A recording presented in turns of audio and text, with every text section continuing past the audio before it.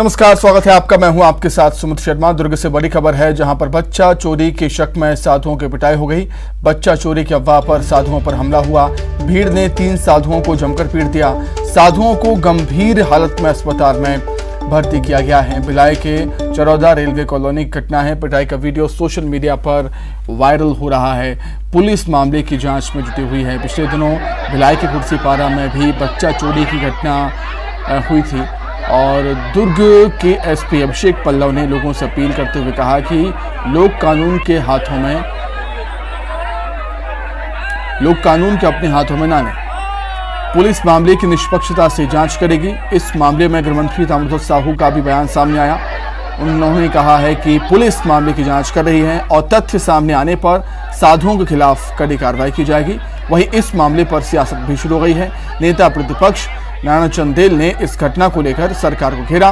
कहा कि प्रदेश में कानून व्यवस्था की पोल खुल गई है, दोषियों के खिलाफ कड़ी कार्रवाई होनी चाहिए। वहीं इस मामले पर रमन सिंह ने भी निशाना साधा। उन्होंने कहा कि ऋषि मुनियों की तपोभूमि छत्तीसगढ़ की पावन धरा पर ऐसी हृदय विदारक घटनाएं शासन की नाकामी का परिणाम है। सनातनी साधुओं पर हिंसा और उनका अपमान है। क्षेत्र में कल 3 साधु वेशभूषा में व्यक्ति घूम रहे थे, जिनको बच्चा चोरी के र्यूमर पे ग्रामीणों द्वारा घेरकर मारपीट की गई। पुलिस को सूचना मिलते ही त्वरित रूप से पहुंच के इनको रेस्क्यू किया गया, इनका मुआवजा कराया गया और उसके बाद इनको सामान्य चोट होने पर छोड़ा गया। इनके पास कोई भी आईडी कार्ड नहीं था। इनसे पूछताछ की जा रही है। इन्होंने खुद को राजस्थान का बताया है। मैं जनता से आह्वान करता हूँ कि बच्चा चोरी के रूमर्स पर तत्काल कार्रवाई ना करें, कानून को अपने हाथ में ना लें। कोई भी संदिग्ध व्यक्ति आपको दिखता है, उसकी सूचना पुलिस को दें। पुलिस उनको पकड़ के वैधानिक कार्रवाई करेगी। अभी ये जानकारी प्राप्त हुई है कि 3 साधुओं को मारपीट किया गया है।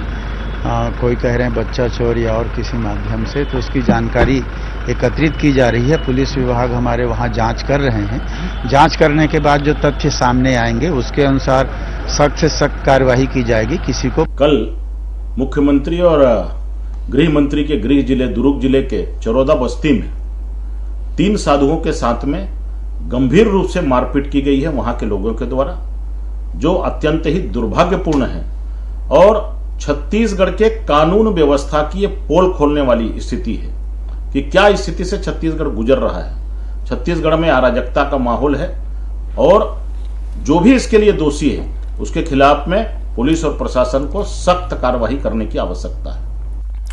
इस वक्त की बड़ी खबर, छत्तीसगढ़ की बेटी ने नाम रोशन किया है। बैडमिंटन खिलाड़ी आकर्षी कश्यप ने जीता है गोल्ड मेडल। 36वें नेशनल गेम्स में जीता है गोल्ड मेडल। बैडमिंटन महिला एकल में गोल्ड मेडल जीता है। महाराष्ट्र की मालविका को हराया है। सीएम भूपेश बघेल ने बधाई दी है और उनका कहना है कि छत्तीसगढ़ की बेटी ने छत्तीसगढ़ का मान बढ़ाया।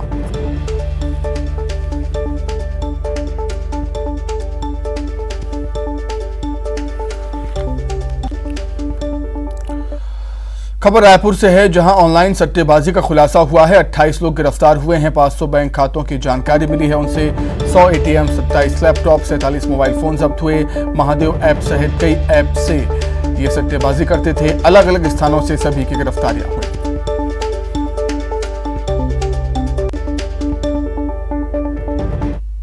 करने वाले 28 आरोपियों को रायपुर पुलिस ने गिरफ्तार किया है। बड़ी सफलता रायपुर पुलिस की मिली है। किस तरह की पूरी कार्रवाई है सर, बताइए। रायपुर पुलिस द्वारा पिछले 48 घंटे में अभियान चलाकर महादेव एप्लीकेशन से जुड़े लगभग 28 लोगों की गिरफ्तारी हुई है और 4 अलग अलग थानों में मामले दर्ज किए गए हैं और आरोपियों से लगभग 28 लैपटॉप मिले हैं, 75 से अधिक मोबाइल फोन्स मिले हैं, 100 से अधिक एटीएम कार्ड और 70 करीब मोबाइल सिम भी इनसे जब्त किए गए हैं और इनसे लगभग 500 से अधिक बैंक खातों की भी जानकारी मिली है।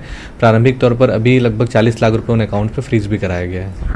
ये जो कार्रवाई की गई है अब तक की बड़ी कार्रवाई, अब तक लगभग कितने आरोपियों की गिरफ्तार की गई है? पिछले 15 दिनों में ऑनलाइन प्लेटफॉर्म से जुड़े लगभग 60 लोगों की गिरफ्तारियां हुई है और सट्टे के मामले में ही 150 से अधिक लोगों को गिरफ्तार किया जा चुका है। लगातार रायपुर पुलिस इसके ऊपर अभियान चला रही है और आने वाले समय में और भी लोगों की इसमें गिरफ्तारी की जाएगी। कुछ निजी बैंक के भी बहुत सारे अकाउंट्स मिले, क्या उसकी भी पड़ताल की जाएगी? किस तरह की पूरी कार्रवाई रहेगी? इनसे जितने भी बैंक खातों की जानकारी मिली है उसमें 70% खाते निजी बैंकों में है, जैसे ICICI bank, Axis bank, IndusInd bank.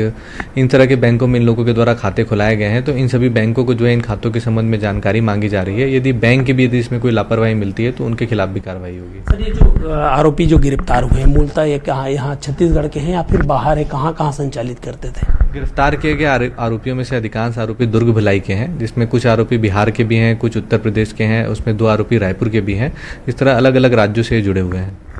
बड़ी सफलता कही जा सकती है रायपुर पुलिस को, और जिस तरह से 28 आरोपियों की गिरफ्तारी हुई है और बड़ी जो है लैपटॉप है, मोबाइल है, तमाम एटीएम्स कार्ड है वो जब्त किए गए हैं, 500 बैंक अकाउंट है वो मिले हैं। पुलिस पूरे मामले पर जांच कर रही है। कैमरा पर्सन राजेंद्र चौधरी के साथ युगल तिवारी, न्यूज़ 18 रायपुर। वहीं दुर्ग में अंतर्राष्ट्रीय स्तर पर सट्टेबाजी का खुलासा हुआ है। ऑनलाइन सट्टेबाजी के खिलाफ पुलिस अभियान चला रही है।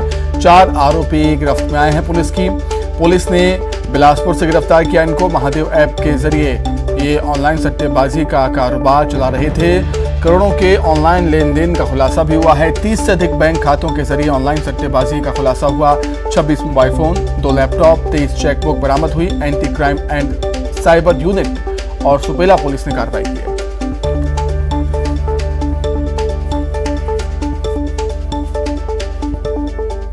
महादेव अन्ना ऐप में पुलिस द्वारा बड़ी कार्रवाई करते हुए बिलासपुर से 4 लोगों को गिरफ्तार किया गया है।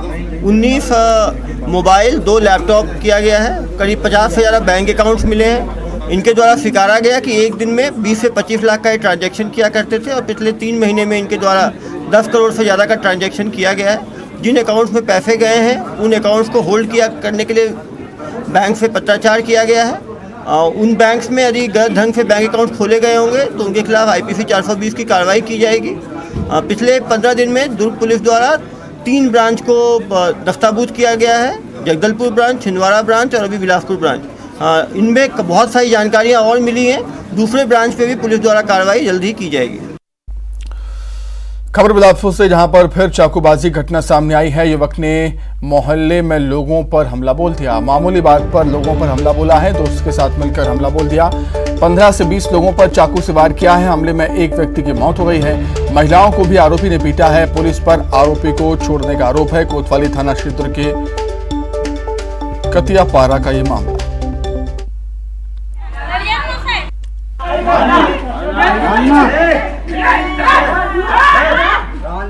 रात्रि में कोतवाली थाना क्षेत्र के कतियापारा में 2 पक्षों के बीच में मारपीट हुई थी, जिसमें दोनों पक्ष के विरुद्ध FIR पंजीबद्ध किया गया था।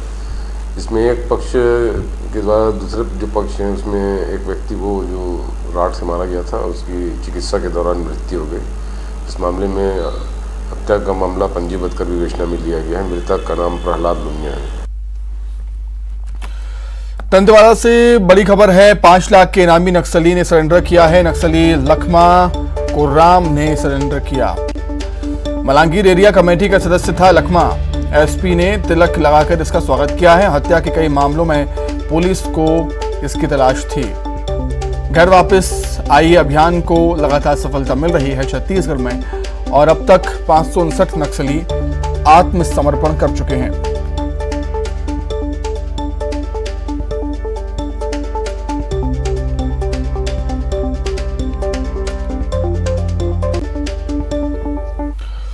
वहीं CM भूपेश बघेल बलौदाबाजार के भंडारपुरी पहुंचे, जहां उन्होंने गुरुगद्दी और आसन पर मत्था टेका।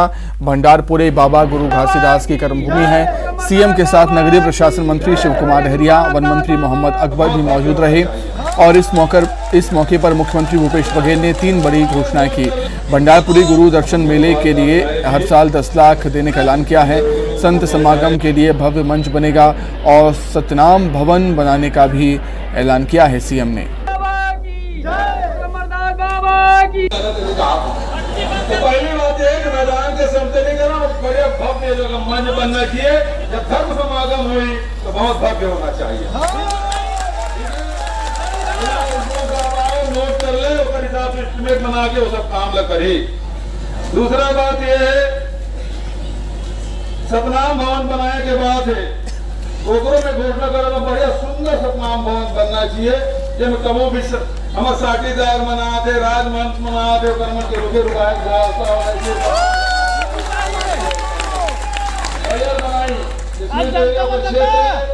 सतनामी समाज के भी है और सरकार के प्रतिनिधि भी है।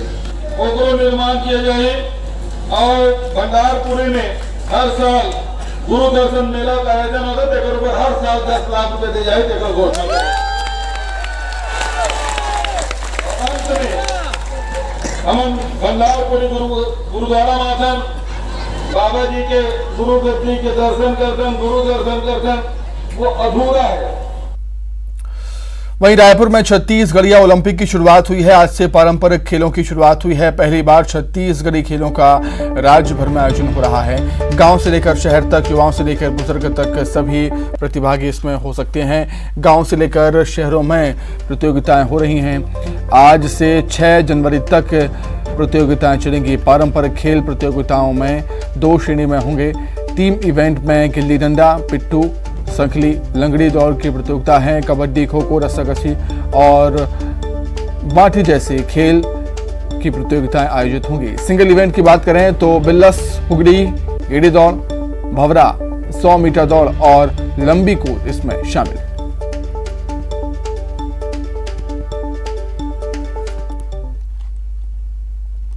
के भी आयोजन व्यापक स्तर पे हर गांव हर शहर में एक आयोजन हुई। आज से कर शुरुआत। आज स्वामी आत्मानंद जी की जयंती अवसर में भूल स्मरण करते हुए छत्तीसगढ़िया ओलंपिक के शुरुआत में आप सब कोंडागांव में पारंपरिक खेल के साथ ही छत्तीसगढ़ ओलंपिक खेल का शुभारंभ हो गया। शहर के विकास नगर स्टेडियम में गिल्ली डंडा, पिट्ठू, रस्सी खींच कर प्रदेश कांग्रेस अध्यक्ष मोहन मरकाम ने छत्तीसगढ़ ओलंपिक की शुरुआत की। इस दौरान बड़ी संख्या में बच्चों ने भी खेल में अपना हाथ आजमाया। विधानसभा स्तरीय राजीव मितान क्लब के जरिए पारंपरिक खेल के साथ ही छत्तीसगढ़िया ओलंपिक खेल का आयोजन किया जा रहा है। पीसीसी चीफ मोहन मरकाम ने कहा कि विलुप्त हो रहे खेलों को बढ़ावा देने के लिए ही इस तरह का आयोजन किया जा रहा है। वहीं मरकाम ने यह भी कहा कि आज के समय में बच्चे पारंपरिक खेलों को भुलाकर मोबाइल गेम्स में ज्यादा रुचि ले रहे हैं, जिसकी वजह से बचपन से ही बच्चों को चश्मे की जरूरत पड़ने लगती है। वहीं शारीरिक क्षमता में असर भी पड़ रहा है।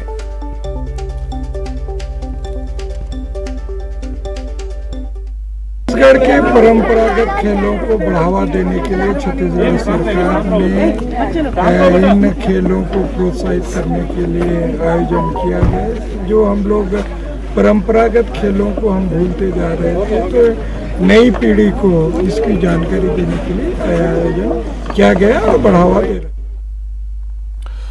वहीं सीएम भूपेश बघेल ने पशुपालकों को सौगात दी है। गोधन न्याय योजना के हितग्राहियों को सौगात दी है। हितग्राहियों के खाते में 8 करोड़ 13 लाख रुपए ऑनलाइन ट्रांसफर किए गए। वर्चुअली कार्यक्रम में ये राशि ट्रांसफर हुई है। हितग्राहियों को अब तक 350 करोड़ 54 लाख रुपए का भुगतान हो चुका है। गोबर विक्रेता पशुपालकों को 5 करोड़ 34 लाख की राशि वितरित हुई। गौठान समितियों को 1 करोड़ 69 लाख रुपए की राशि ट्रांसफर हुई। वहीं महिला समूहों को 1 करोड़ 11 लाख रुपए की लाभांश राशि वितरित की गई। दीपावली हमार मन बर बहुत बड़े त्योहार, किसान बर, मजदूर बर, गांव के, शहर के सब बर बहुत बड़े त्यौहार।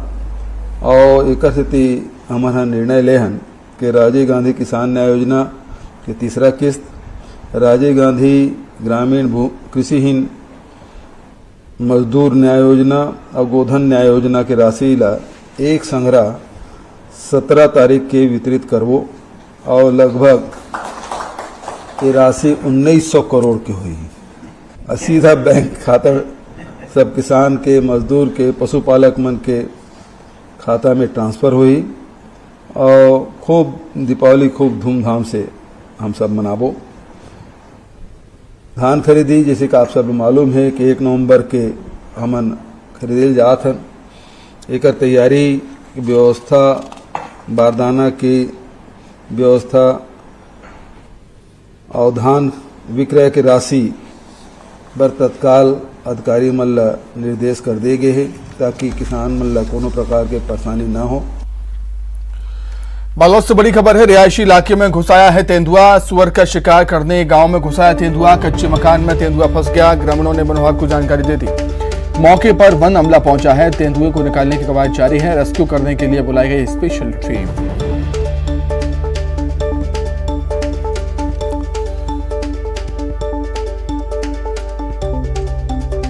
बालोद से खबर है, रिहायशी इलाके में तेंदुआ घुस गया। सुअर का शिकार करने के लिए तेंदुआ गांव में घुस गया था और कच्चे मकान में तेंदुआ फंस गया, जिसको निकालने की कवायद जारी है। जबलपुर से बड़ी खबर है, इस बार दीपावली प्रतिबंधों वाली होगी। कलेक्टर ने आदेश जारी कर दिए हैं। सुप्रीम कोर्ट और एनजीटी के निर्देश पर आदेश जारी हुए हैं कि रात 8 बजे से 10 बजे तक ही पटाखे जलाए जा सकेंगे। ऑनलाइन और बिना लाइसेंसी पटाखा कारोबार पर रोक रहेगी। 125 डेसिबल से अधिक तीव्रता वाले पटाखे जलाने पर रोक रहेगी।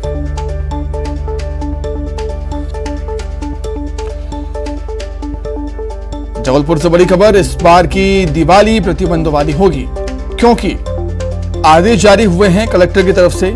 सुप्रीम कोर्ट और एनजीटी ने निर्देश दिया था और उसी के तहत रात 8 बजे से 10 बजे तक ही पटाखे जलाए जा सकते हैं। ऑनलाइन और बिना लाइसेंस पटाखा कारोबार पर रोक रहेगी। ज्यादा जानकारी के लिए बातचीत करेंगे। जबलपुर संवाददाता प्रतीक अवस्थी जुड़े हुए हैं फोन पर। प्रतीक, शायद मांग थी कि पटाखों पर पूरी तरीके से बैन रहे, लेकिन समय की पाबंदी लगा दी गई है। प्रतीक।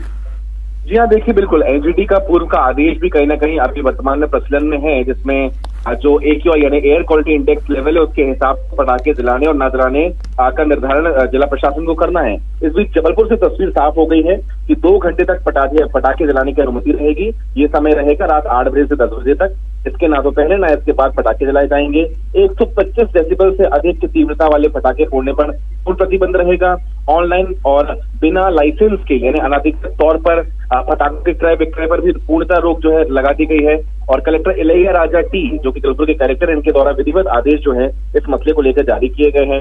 बेशक इसके पहले भी हमने खबर दिखाई थी, कहीं ना कहीं इस बार प्रतिबंधों के साथ दीपावली मनाने के लिए मिलेगी, क्योंकि वायु प्रदूषण बढ़ रहा है और उसका कहीं ना कहीं अमल होता है। बिल्कुल प्रतीक, बहुत धन्यवाद आपका।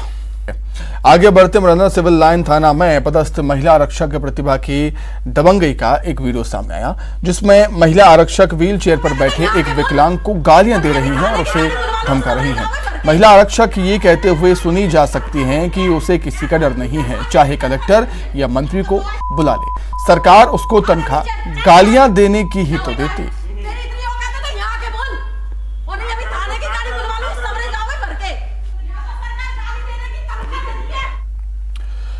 जगदलपुर में नवाखाई पर्व मनाने बस्तर राजा घोड़े पर सवार होकर देवी देवताओं के साथ